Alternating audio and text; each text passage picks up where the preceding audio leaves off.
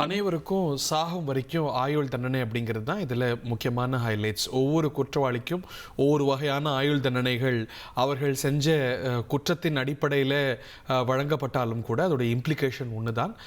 அனைவருக்குமே சாகும் வரைக்கும் ஆயுள் தண்டனை அப்படிங்கிறது ஊர்ஜிதமாக இருக்கிறது, உறுதியாக இருக்கிறது. 9 பேரும் குற்றவாளிகள் என்று காலையே அறிவிக்கப்பட்ட நிலையில் அவர்களுக்கான தண்டனை விவரங்களும் கூட அறிவிக்கப்பட்டிருக்கின்றன. அதில் முக்கியமான ஹைலைட், அனைவரும் சாகும் வரைக்கும் ஆயுள் தண்டனை, சிறை தண்டனை பெறுகிறார்கள் என்பது தான். இன்றே அவர்கள் சேலம் மத்திய சிறையில் அடைக்கப்படுவார்கள் அப்படின்னு தருகிறது.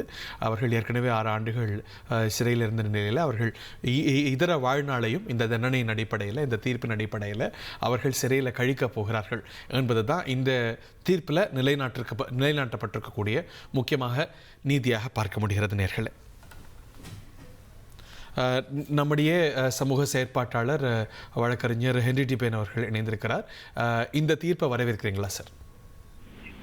இது முழுமையாக வரவேற்கக்கூடிய ஒரு தீர்ப்பு. காரணம், அவர்கள் அனைவரும் தண்டிக்கப்பட்டது மட்டும் கிடையாது, அனைவரும் முழுமையாக அனைத்து சாட்சிகளும் சாட்சியம் அளித்தார்கள். அவர்களுக்கு ஆயுள் முழுவதும் அவர்களுக்கு தண்டனை கொடுத்திருப்பது என்பது இது போன்ற தீர்ப்புகள் தான் கண்டிப்பாக நீடித்து நிற்கும், உச்ச நீதிமன்றத்திலும் நிற்கும், மற்றவர்களுக்கு தைரியம் ஊட்டுகின்ற ஒரு தீர்ப்பாகவும் இது இருக்கும். இது போன்ற சம்பவங்களில் மாட்டிக்கொண்டிருக்கக்கூடிய பெண்களுக்கு தைரியம் ஊட்டுகின்ற ஒரு தீர்ப்பாக இது மாறி பரவலாக அனைத்து கல்லூரிகளிலும் பேசுகின்ற, அனைத்து இளைஞர் அமைப்புகளிலும் பேசுகின்ற ஒரு தீர்ப்பாக இதை மாற்ற வேண்டிய பொறுப்பு சிவில் சமூகத்தை சார்ந்தது, வழக்கறிஞர் சமூகத்தை சார்ந்தது, நீதித்துறையை சார்ந்தது என்பதை மிக மிக பணிவுடன் நீதிமன்றத்தை வாழ்த்தி பாராட்டி இதை நடத்திய அரசு தரப்பு வழக்கறிஞர்களுக்கும் விசாரணை செய்த காவல்துறை அதிகாரிகளுக்கும் பாராட்டுகள் தெரிவிக்க கடமைப்பட்டிருக்கிறோம். இது மேல் நீதிமன்றங்களுக்கு போகும் போதும் இது நிலைக்கும் அப்படின்னு நம்புறீங்களா? கண்டிப்பாக இது நிற்கும் என்பதில் மாற்று கருத்து இருக்காது. காரணம், அனைத்து சாட்சிகளும் முன்வந்து சாட்சியம் அளிக்க வந்திருக்கக்கூடிய சாட்சிகள் அனைவரும் சாட்சியம் அளித்திருக்கிறார்கள். பிற சாட்சி இங்கே ஒண்ணுமே கிடையாது.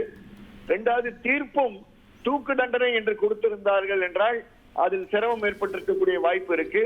ஆனால் அது ஆயுள் முழுவதும் கொடுத்திருக்கிறதுனால அவர்களுக்கு தண்டனையில் எந்த மாற்றம் வருவதற்கு வாய்ப்பு கிடையாது என்பதை தான் இந்த நேரத்தில் யூகிக்க முடிகிறது.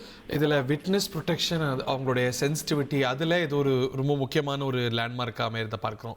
அதுக்கு முன்னாடி சில கன்சர்ன்ஸ் இந்த வழக்கில் இருந்ததை பார்க்குறோம்.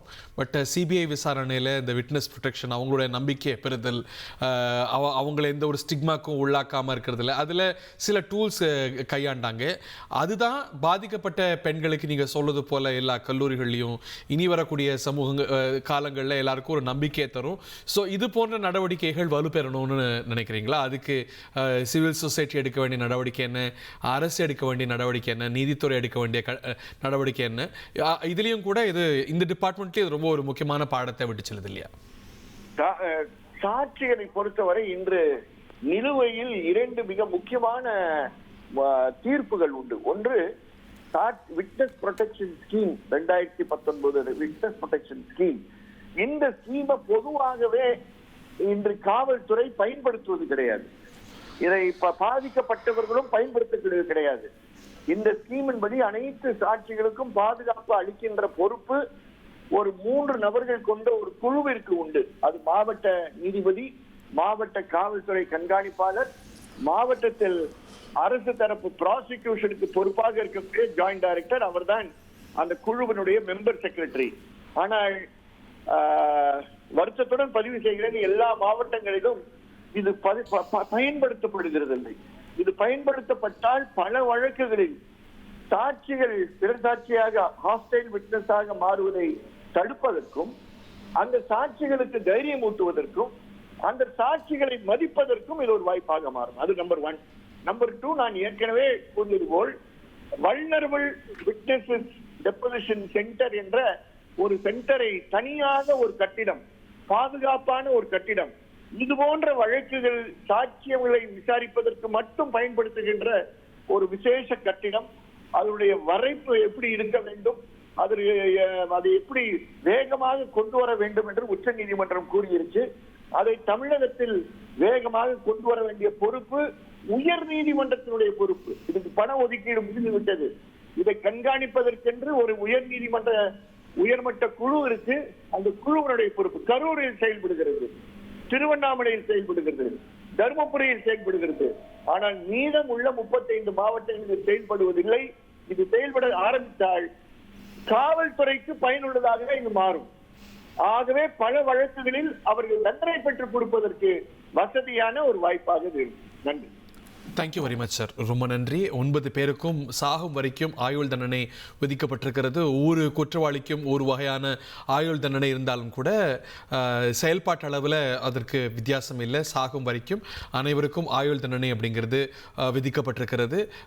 இன்று மதியமே அவர்கள் இந்த ப்ரொசீஜர்லாம் முடிந்த பிறகு சேலம் மத்திய சிறையில் மீண்டும் அடைக்கப்படுவார்கள் அப்படின்னு தெரிகிறது. பாதிக்கப்பட்ட பெண்களுக்கும் 8 பேர் இதில் முன்வந்திருக்கிறாங்க. 8 பேருக்கும் 85 லட்சம் ரூபாய் வழங்கப்பட்டிருக்கிறது. ஒவ்வொருவருக்கும் ஒரு வகையான தொகை அவர்கள் அடைந்த துன்பத்தின் அடிப்படையில் கணக்கிடப்பட்டு வழங்கப்பட்டிருக்கிறது. இன்னமும் கூட நிறைய பெண்கள் இருக்கிறாங்கன்னு சொல்லப்படுது. ஆனால் இந்த ப்ராசஸில் பங்கு கொண்டவர்கள் இந்த 8 பேர். அவர்களுடைய வீரம் அப்படிங்கிறது மெச்சத்தக்கது. அவர்களுக்கும் இழப்பீடு வழங்கப்பட்டிருப்பது குறிப்பிடத்தக்கது. செய்திகளை உடனுக்குடன் தெரிந்து கொள்ள உடனே சப்ஸ்கிரைப் பண்ணுங்க.